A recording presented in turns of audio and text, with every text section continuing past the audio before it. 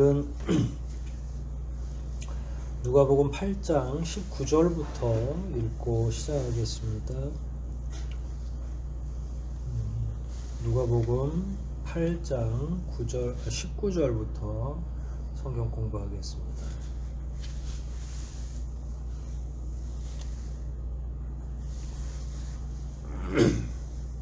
(19절) (20절) (21절) 세 구절을 먼저 읽고 시작하겠습니다. 같이 읽겠습니다.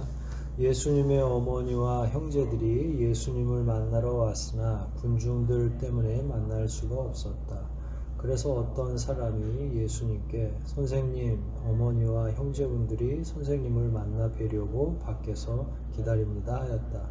그러나 예수님은 그들에게 내 어머니와 형제들은 하나님의 말씀을 듣고 실천하는 이 사람들이다 하고 대답하셨다. 아멘. 짧지만 내용 가운데 여러 가지 함축적인 의미들이 포함되어 있는 구절입니다. 예수님이 이곳저곳 다니시면서 복음을 증거하고 계셨었죠. 그때 예수님의 어머니, 아버지는 일찍 돌아가셨고요. 어머니와 형제들이 예수님을 만나러 오셨다. 근데 워낙에 사람들이 많으니까 군중들 때문에 만날 수가 없었다. 여기서 제일 적이 되는 건 예수님의 형제들에 관한 문제예요. 어떤 학설에는 예수님이 독자다. 그러니까 마리아는 동정녀로서 예수 그리스도를 낳았고 그 다음에 더 이상 형제를 낳지 않았다라고 이야기하는 사람들도 있는데, 그럴 경우에 이런 본문에 나오는 형제들은 사촌이나 등등 다른 해석을 하는데 그렇게 보이진 않고, 예수님을 낳은 다음에 마리아와 요셉 사이에 형제들이 분명히 있었던 것은 역사적인 사실로 이야기하는 게 맞다. 근데 야고보가 나중에 이제 예수님 형제 가운데 야고보가 교회를 지키기도 하고 여하튼 지금은 예수님의 복음 사역에 대해서 제대로 이해하지 못하고 있고, 요 시점에서는 더 이상 더 가까워지지도 못하고 있는 상황이긴 하지만, 예수님이 십자가 지시고 나서는 적극적으로 복음을 받아들이고 복음을 위해서 살죠, 가족들이. 그런 내용들이 이면에 포함되어 있습니다. 형제들이나 어머니가 군중들 때문에 만날 수 없을 정도였으면 예수님 주변에 얼마나 많은 사람들이 지금 와 있는지를 대충 감이 잡히겠죠. 사람들이 너무 군중이 많아가지고 그걸 파고 들어가서 예수님을 만날 만한, 그런 데다가 하나는 21절에 기인한 이야기인데, 예수님이 정말로 몰랐을까? 예수님의 형제들, 어머니가 오신 것을 몰랐을까? 아셨는데도 사역에 집중하시는 건 아니었을까라고 하는 거죠. 그러니까 사람이 너무 많아서도 못 만나지만 만나려면 얼마든지 만날 수가 있겠죠. 지금처럼 다른 제자들이 예수님에게 이런 소식을 전함으로써 가능한데, 그럼에도 불구하고 만나지 못했던 건 예수님께서 보이지 않는 거절을 미리 하시는 거죠. 알고는 계셨는데 열심히 병든 자들, 또 복음을 잘 귀담아 듣는 자들 때문에 멈추거나, 그 멈추고 나서 가가지고 부모를 만날 수는 없잖아요. 그게 이제 사역에도 그런 부분에 대해서 방해가 되고, 더군다나 예수님의 동생들과 어머니는 복음을 지금 확실하게 이해하고 인정하고 있는 상황은 아니니까 거기 가서 뭘 이런저런 설왕설래 하는 것도 그렇고 해서 반 정도는 예수님의 의도가 섞여 있는 것 아닌가. 그렇지 않고서는 21절처럼 이렇게 너무 단호하게 말씀하실 이유도 없잖아요. 그러니까 예수님은 주변에 여러 사람들을 챙기고 있었고 또 대부분이 지난주에 살폈던 본문 가운데는 7 귀신 들렸던 여인도 나오잖아요. 그러니까 주변에 막 많은 사람들이 지금 고통을 당하고 있고 한데 그거 부모님이 아무리 찾아오셨다 하더라도 그 사람들을 놔두고 나서 부모를 만나고 그 가족들을 만나고 한다는 건 예수님 성정에 맞지 않는 거죠. 그래서 군중들 때문이기도 하고 예수님이 일부러라도 피하고 계신 것은 아닌가 이런 생각으로 우리가 살펴볼 수 있죠. 20절이에요. 그래서 어떤 사람이 예수님께 이제 이게 이야기를 들은 거죠. 밖에서 온 어머니와 형제들이 아우 우리 형님이신데 내 아들인데 좀 만날 수 없냐? 너무 이게 사람들이 많아서 만날 수가 없어 이렇게 전달했을 거고 그 중에 어떤 사람들이 예수님한테 선생님 어머니와 형제분들이 밖에서 기다리고 계십니다. 근데 여기서 중요한 건 선생님을 만나 뵈려고 밖에서 기다리십니다예요. 그러니까 의도가 분명히 만나려고 온 거지 우리 아들이 바쁘니까 멀리서 얼굴이나 한번 보고 가려고요 이런 거하고는 다르다는 거죠. 그런데 문제는 예수님의 반응이죠. 예수님이 뭐라고 반응했다고요? 내 어머니와 형제들은 하나님의 말씀을 듣고 실천하는 이 사람들이다 하고 대답하셨다. 그러니까 만나지 않겠다라고 하는 것도 포함되어 있는 거고 지금 그 일종의 혈육의 정으로 만나는 것보다는 하나님 나라 안에서 한 형제되고 그 안에서 맺어지는 관계들이 훨씬 더 지금 중요하고 그 다음에 그렇다면 진짜 어머니도 결국은 이 뒤에 하나님의 말씀을 듣고 실천하는 사람들 안에 들어가야 된다는 거예요. 진짜 어머니와 형제들도 어렵겠죠. 이 말씀이 지금 주님이 이렇게 말씀하신 까닭은 그러니까 혈육 관계로 구원을 얻는 게 아니다. 물론 어머니가 밖에서 뵈려고 기다리는 게 내가 널 통해서 구원 좀 가볍게 간단하게 얻을 수 있지 않겠니? 뭐 이걸 요청하러 온 건 아니지만 예수님은 굉장히 이 상황을 엄중하게 이야기하고 계시는 거죠. 하나님 앞에서 각자가 살아가야 될 일들이 있습니다. 그러니까 내가 지금 하는 일은 바로 그런 일과 관련된 거니까 사적으로 지금 제가 어머니하고 동생들 만나는 거 이런 그렇게 중요하지도 않고 더군다나 여기 이렇게 많은 사람들이 지금 헐벗고 있고 고난을 당하고 있고 내 손길이 필요한데 내가 아무리 육신적인 어머니와 형제라고 해서 그 시간 빼가지고 쑥쑥 이 사람들과의 만남을 뒤로 하고서 가서 어머니를 형제들을 뵙는 게 그건 의당 맞지 않다라고 하는 그 단호함이 포함되어 있는 거죠. 그리고 나서 영적인 가족의 범주를 확 늘려놓으신 거죠. 그러니까 이전까지의 가족이라고 하는 개념은 같이 밥 먹고 잠자리가 같은 공간 안에 있고 해서 뭐 피를 나눈 형제 자매들 부모 자식들 이걸 가족이라고 했는데 주님은 여기서 가족이라고 하는 거 개념 자체를 달리 해석을 하신 거예요. 어떤 사람이 가족입니까?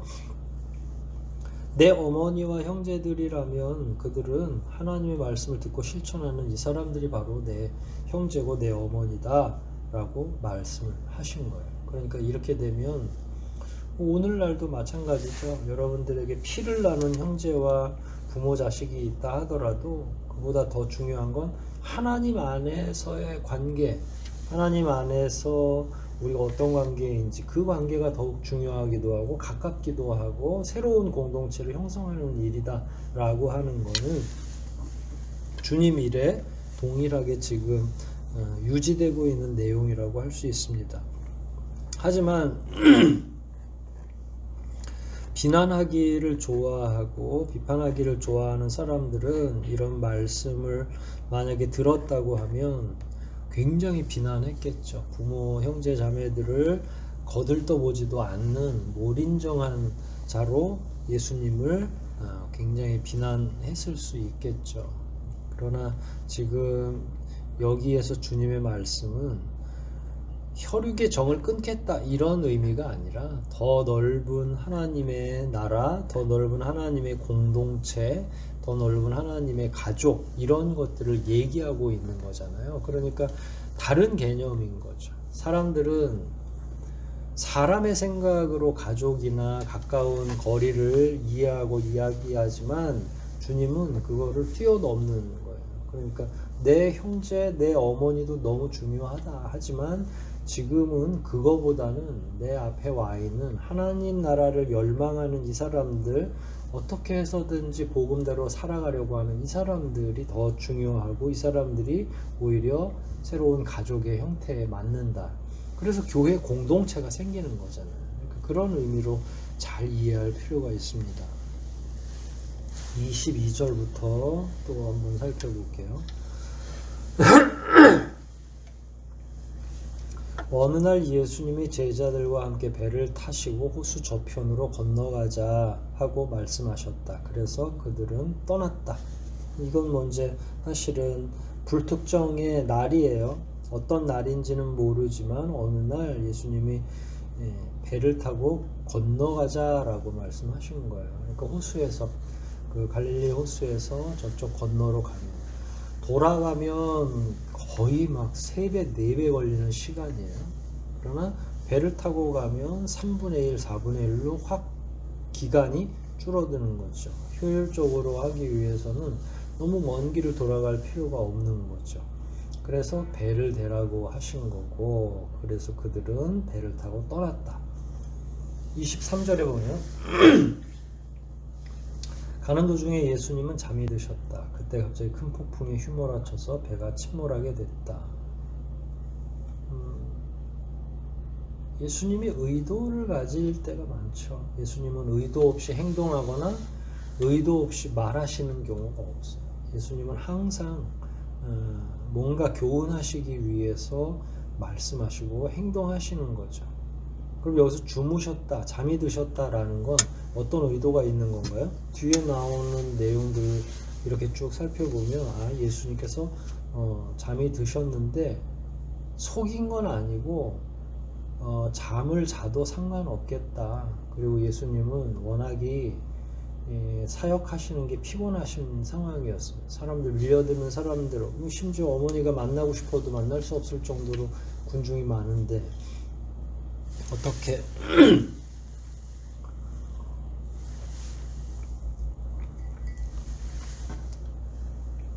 편히 쉬고 할 이렇게 짬이 없었던 거죠. 그래서 이렇게 배를 타고 가시다가도 주무실 수 있는 거고요. 그 다음에 나머지 주무실 때도 일부러 주무실 수도 있는 거고요. 그 제자들이 그 바람이 불기 시작했는데 갑자기 큰 폭풍이 휘몰아쳐서 배가 침몰하게 됐다. 돌풍이 불면 호수지만 파도가 작게는 3, 4m, 크게는 7, 8m가 넘는 경우가 있대요. 왜냐면 여기가 일종의 팬 형상처럼 이 갈릴리 바다가 그 위에 다른 지역에 비해서 밑으로 꺼져 있어요. 그러니까 수평이 평지가 있으면 평지보다 더 밑에 갈릴리 호수가 있어요. 그래서 위에서 바람이 강하게 불면 여기서 역기류 같은 게 생기면서 그 호수를 향해서 굉장히 강한 바람이 몰아친다는 거예요. 실제로 지금도 그렇답니다. 그래서 여기가 배가 침몰하게 됐다라고 하는 건 두 개가 같이 있는 거예요. 배가 그렇게 크지 않다. 왜냐하면 호수에서 왔다 갔다 하는 배가 지금같이 어떤 여객선의 규모를 가지고 있는 게 아니잖아요. 그러니까 작은 배들이었고 제자들이 같이 타고 갈 만한 배니까 뭐 연합문명 탈 수 있는 그런 지금 보면 소형 어선 같은 거겠죠.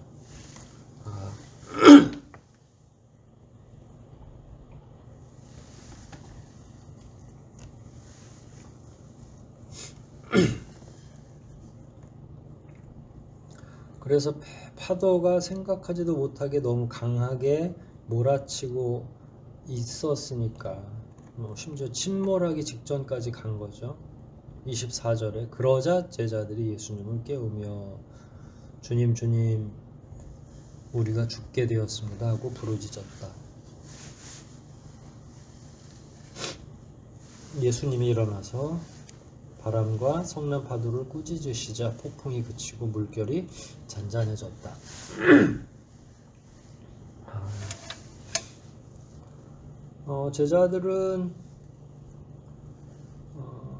제자들 가운데 베드로, 야고보, 요한 정도는 배를 움직일 수 있는 사람들이죠. 워촌에서 살고 있었으니까. 근데 나머지 이게 지금 그렇게 해서 뭐 배를 지혜롭게 움직여서 될 만한 상황이 아니라 급작스러운 폭풍이 휘몰아치고 배가 가라앉게 생긴 거니까 아무리 어부 출신이라도 배를 제어하기가 어려운 거죠.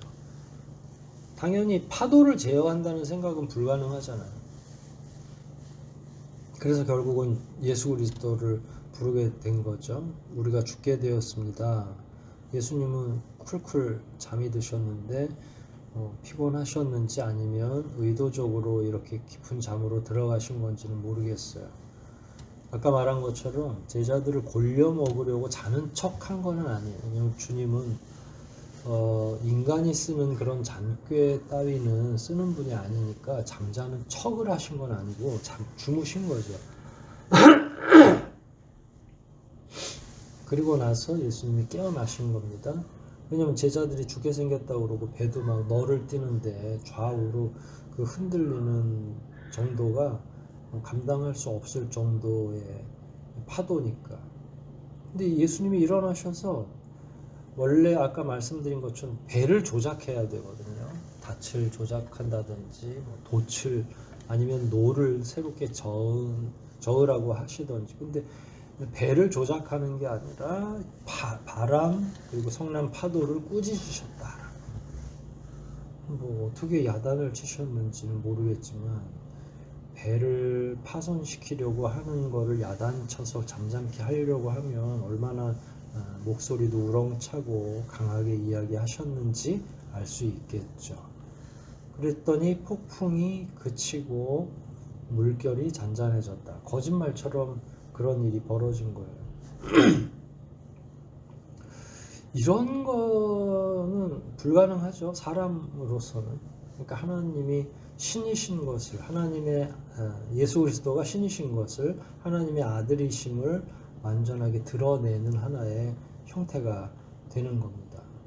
근데 이렇게 해놓고서 이런 증거들이 은연중에 하나씩 일어나거든요. 그러면 이제 사람들이 친하게 지내다가도 아이고 예수님이 신이시구나, 예수님 위대하시구나 이런 거를 순간순간 깨닫게 된다는 거잖아요. 그리고 나서 물결이 훅 잔잔해진 거죠. 그러니까 예수님의 그 통제에 바람과 파도, 일기가 전부 다 그냥 고르게 편안하게 된 거예요. 물결이 잔잔해졌다는 거니까. 아까 오전에도 우리가 이야기했지만 별 이야기했지만 기본적으로 자연스럽게 있던 상태와 인위적으로 하나님이 하시는 건 좀 다르죠. 그러면 이게 자연스러운 파도도 그렇고 뭐 그렇다면 또 어떤 다른 의도가 없었다면 주님이 이렇게까지 하실 필요가 없었던 거죠.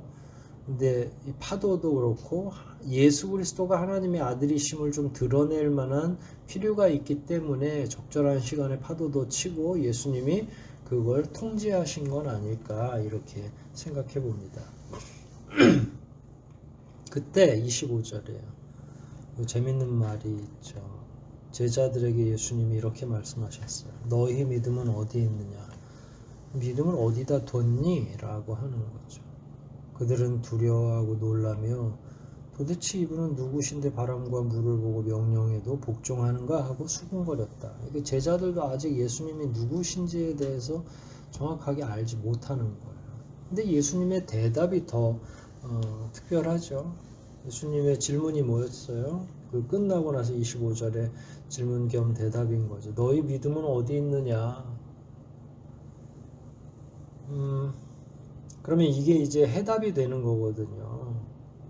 그러니까 파도를 멈추게 하거나 앞으로 말이에요. 바람을 멈추게 하고 성난 파도를 꾸짖으려면, 그러니까 아까 처음에 말한 것처럼 원래 사람은 배를 제어해야 돼요. 키를 조정하든지 노를 어떻게 하든지 아니면 돛을 걷든지 아니면 돛을 다시 치든지 뭔가 배를 제어하는 게 사람의 방식인 거예요. 근데 여기 너희 믿음이 어디 있느냐라고 하는 건 뭘로 통제하라는 거예요. 무엇으로 무엇을 통제하라는 말이에요. 배를 통제하는 건 사람의 방식이죠. 믿음이 없어도 배는 노를 잘 저으면 앞으로 가게 돼 있어요. 순풍에 돛을 달면 또 배는 풍력에 의해서 앞으로 가잖아요. 믿음이 필요해요? 필요하지 않아요? 그럼 믿음 필요하지 않죠. 근데 폭풍이 일어났어요. 자기들도 알지 못하면서 큰 일이 벌어지게 생겼어요. 그땐 뭐가 필요하다는 거예요? 그땐 풍력이나 노나 이런 게 필요한 게 아니라 그땐 믿음이 필요한 거라는 거예요. 그걸 이제 명확하게 교훈하고 계시는 거죠. 그래서 믿음이 어디 있느냐라는 거예요. 어디 주머니에 있니? 아니면 배에 떨어져 있니? 이런 표현이에요. 되게 재미있게 표현한 거죠. 하지만 제자들은 깜짝 놀래고 야단 맞는 형국인 거죠. 도대체 믿음을 어디다 뒀냐? 이럴 때 믿음이 필요한 거야 라고 주님이 말씀하고 계시는 거죠. 그리고 나서 제자들은 놀라기도 하고 두려워하기도 하고 속으로 누군데 도대체 우리가 모시는 이 선생이 누구신데 도대체 물과 바람을 보고 명령해도 복종하는가? 그러니까 지금까지 이미 귀신 들린 자들이 나가고 귀신 들린 자들, 일곱 귀신 들린 여자도 막달라 마리아도 나음을 입었고 했는데 아니 도대체 진짜 이 제자들은 무슨 생각으로 예수님을 쫓아다니는지가 오히려 저는 더 질문이 있는 거죠. 왜냐하면 자기들이 보는 게 있잖아요.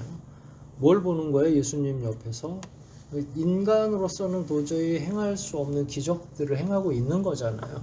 근데 그럼에도 불구하고 또 여전히 두려워하고 있다는 것은 이 사람들이 어지간히 지혜롭지 않다는 거예요. 제자들이 아직도 여전히. 그러면은 예수님의 말씀과 또 예수님의 행동과 예수님이 베풀어 주시는 여러 기적들을 보면 이분이 범상한 분이 아니구나, 이분이 대단히 놀라운 분이구나, 뭐 이렇게 생각할 수가 있어야 되는데 이제 그런 부분에 대해서 뭔가 개념이 명확하게 서 있질 않으니까 이런 또 큰 기적을 보면서 또 의문으로 끝나는 거죠. 이렇게 되면 예수님 만나기가 어려워요. 여기서 해결을 해야죠. 주님 누구십니까? 어떤 분이십니까? 이렇게 위대한 능력을 베푸시는 거 보니까 메시아 아니십니까? 그리스도 아니세요? 라고 물어볼 수 있어야죠. 계속 뒤에서 수군거리기만 하면 될 건 아니죠.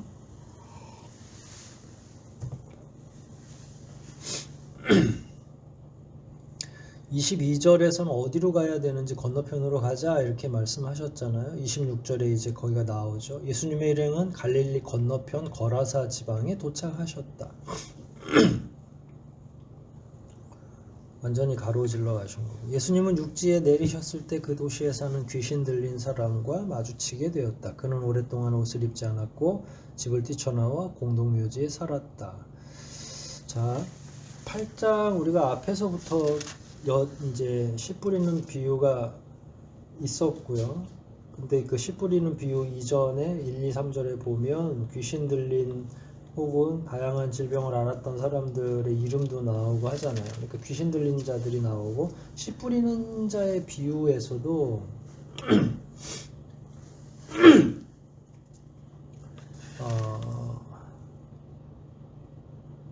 12절 같은 경우도 이렇게 되어 있어요.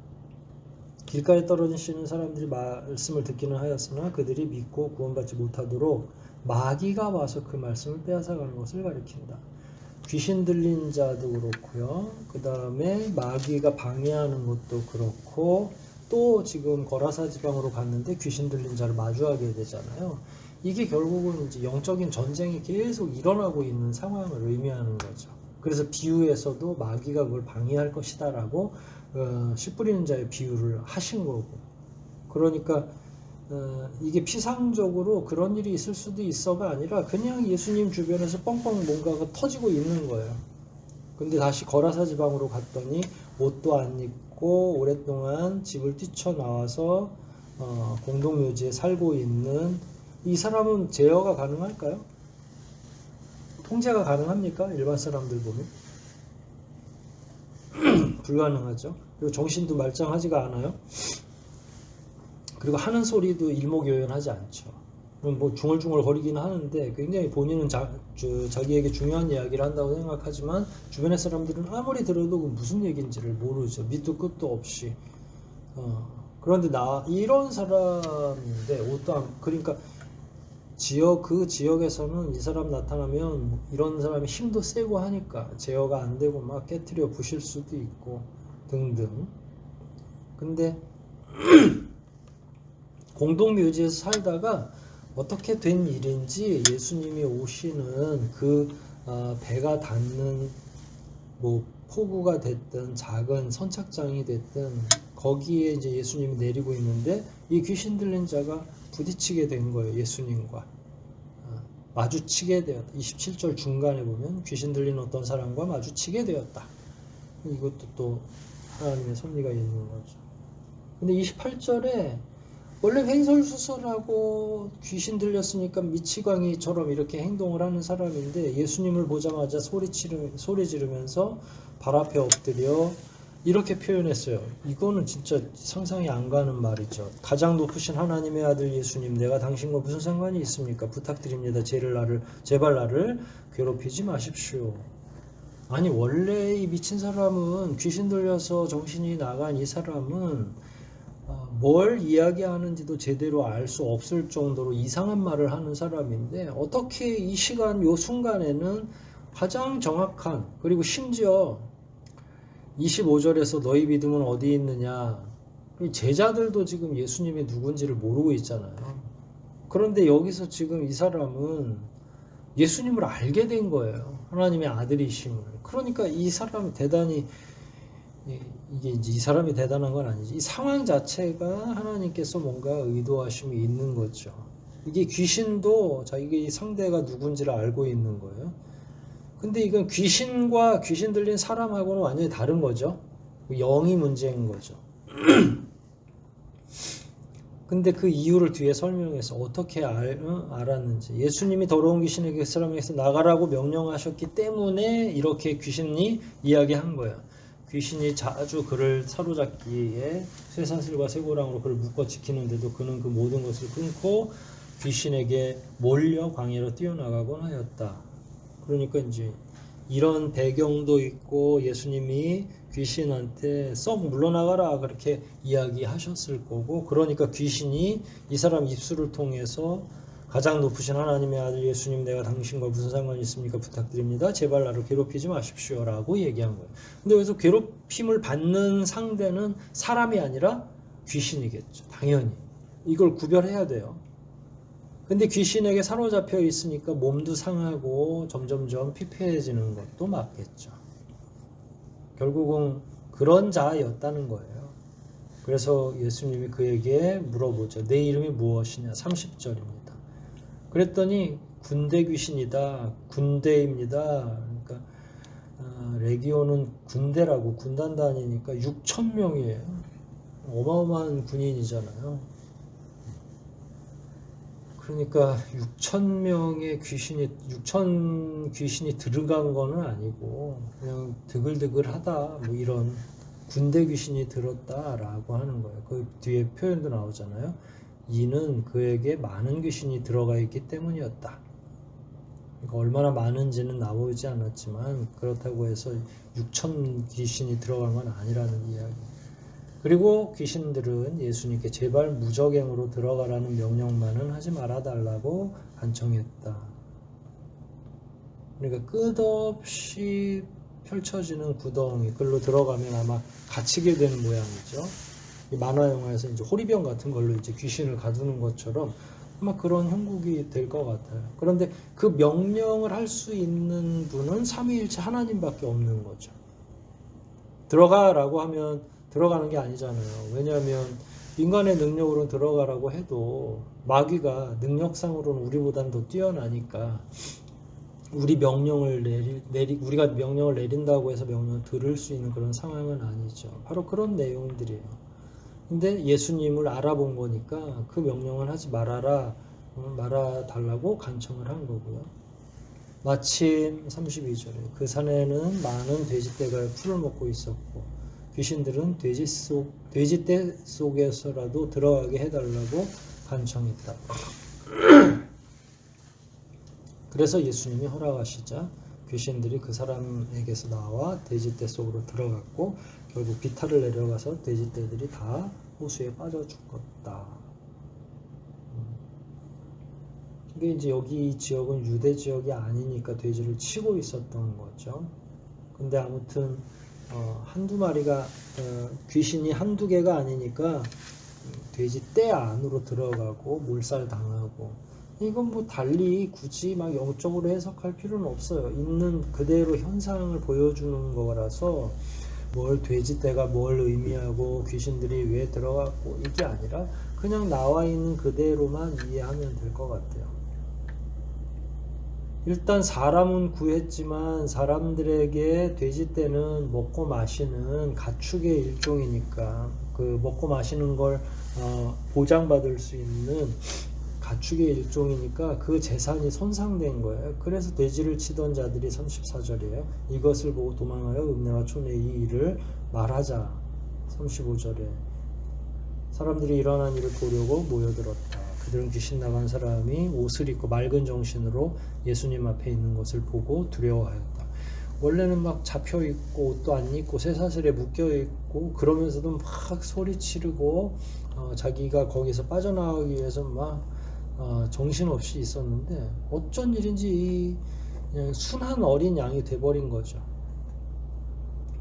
맑은 정신으로 예수님 앞에 다소곳하게 옷 차려입고 있는 거예요. 그러니까 돼지떼로 들어가서 돼지들이 다 죽고 귀신이 빠져나간 상태에서 시간이 조금 경과한 거죠. 가서 다시 옷도 입고 예수님 앞으로 다시 나온 상태고요. 이런 소문이 뭐 주변에 일파만파 났으니까 36절에 어떻게 해서 귀신 들린 사람이 낫게 되었는가를 이야기해 준 거예요. 근데 그걸 누가 얘기했냐면 옆에서 그걸 다 지켜본 자가 또 있었던 거죠. 근데 여기서 재미난 일이 있어요. 거라사 지방 사람들은 크게 두려워하며 예수님께 이 지역을 좀 떠나주세요. 주님 다른 곳으로 좀 가면 안 될까요? 워낙에 무서우니까 이런 일들이. 왜냐면 그냥 얘기만 들었을 때는 모르지만 돼지떼가 실제로 죽었잖아요. 그러니까 그런 재산 손해가 없고 그냥 귀신이 나가는 것 같았어 이렇게만 표현했다면 그렇게 이걸 심각하게 받아들이지 않았을 거예요. 그런데 막 재산상의 손해도 엄청나고 막 이러니까 야 이거 굉장히 큰일 날 일이구나. 이 양반이 계속 있으면 뭔가 파괴되고 격렬하게 막 전쟁처럼 막 일어나는 거 아니야? 라고 생각을 한 거고 그래서 예수님은 좀 다른 곳으로 가셨으면 좋겠다고 이야기를 한 거고 그래서 결국은 예수님은 배를 타고 떠나셨다. 근데 생각해보면 예수님을 만나도 시원찮을 사람들인데 예수님 만나려고 본인들이 찾아가도 지금 시원찮은데 결국은 그렇게 하지 않고 예수님을 쫓아내는 거죠. 그러니까 그릇된 생각이 예수님을 거절하는 거예요. 그때 38절 귀신 나간 사람이 함께 가게 해달라고 간청했으나 예수님은 그를 돌려보내고 집에 가서 하나님께서 너에게 행하신 큰 일에 대해서 얘기해 주라. 그러니까 너는 나를 따라서 다른 유대 지역으로 갈 게 아니라 이 동네에서 너에 대해서 알고 있는 많은 사람들이 있으니까 그 사람들에게 일일이 가서 하나님이 이렇게 해주셨어요 라고 하는 그 일을 얘기해 줘라. 이게 너의 사명이다 라고 하는 거죠. 그리고 나서 그는 곧 가서 예수님이 자기에게 행하신 큰 일을 온 마을에 다 알렸다. 굉장히 복되게 끝난 거죠. 그리고 나서 예수님은 예수님대로 다시 갈릴리로 갔고 거라사에 이 사람들은 그냥 그대로 예수님을 더 이상 모르는 채로 살아가는 거죠. 본인들이 예수님을 거절하는 거니까. 하지만 한 사람 군대 귀신 들렸던 이 사람은 제정신이 됐고 복음을 증거하는 사람이 된 거죠. 자기 경험이 있고 귀신 들릴 때는 제정신이 아닌 것처럼 보여도 귀신이 쫓아나가지면 결국은 자기가 어떤 삶을 살았는지를 알게 되는 것 같아. 그래 명확하지는 않지만 그래서 자기에게 일어난 이 모든 일들에 대해서 귀신에게 사로잡혔던 것, 그 다음에 예수로 말미암아서 구원 얻은 것 이런 것들을 주변 사람들한테 다 이야기하니까 그를 통해서 복음을 받는 사람도 있었겠죠. 구원받는 사람들도 있었을 것이고 그러나 이제 예수님은 이곳에 계시지 않으니까 능력 있는 예수님의 말씀을 듣기에는 거라사 지역에 있는 사람들은 쉽지 않다. 그들이 스스로가 예수님을 쫓아낸 것이다 라고 볼 수 있어요. 그래서 본문 안에는 이런저런 의미가 있는 얘기들이 너무 많이 있죠. 이렇게 자기 자신은 잘 몰랐지만 예수님으로 말미암아 귀신을 내쫓고 새로운 삶을 사는 사람도 있고 이런 걸 봤으면 자기들에게도 주님 어서 오시옵소서 이렇게 이야기해야 되는데 내쫓는 사람들도 있고 복음은 그래서 우리가 생각하는 것처럼 쉽게 전파되는 게 아니라 그 사람들의 형편과 상황에 따라서 심지어 그들 스스로가 복음을 거절할 때도 있는 거죠. 저와 여러분들이 하나님 안에서 복음을 받아들이고 하나님께서 우리를 구원하셨다는 건 그만큼 우리가 위대한 구원의 역사 속에 들어와 있다는 이야기입니다. 오늘 말씀을 통해서도 여러분과 제가 더욱더 주님에게 가까이 가는 그런 인생 살아갈 수 있도록 힘쓰고 말씀으로 더욱 교훈받아야 되지 않겠나 이런 생각을 합니다. 오늘 말씀 여기까지만 우리 한번 공부하고 잠시 기도하고 전체 마치겠습니다. 우리 한번 말씀을 생각하면서 기도하겠습니다. 하나님께서 긍휼히 여기시는 사람들을 어떻게 구원하고 계시는지 때에 따라서는 믿음이 필요한 자들도 있고 때에 따라서는 전인격적으로 주님이 친히 구원해 주는 자들도 있는데 과연 우리는 어떤 사람들인지 하나님 앞에 어떻게 더 가까이 나아갈 수 있는지 이 시간 우리 말씀들 생각하면서 한번 통성으로 기도하시겠습니다.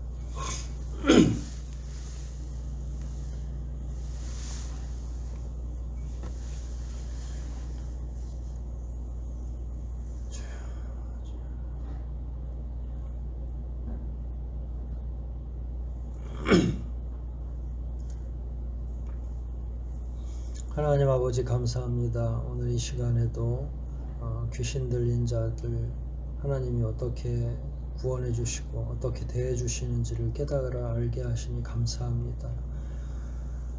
비록 영적인 상황이 예전과는 다르지만 그럼에도 불구하고 이 시대에도 역시 온전하게 정결한 마음과 몸으로 살아가는 자들이 드문데 과연 이런 시대에 교회는 어떤 역할을 해야 되며 우리들은 어떻게 복음을 증거해야 되는지 분간하게 도와주시옵소서.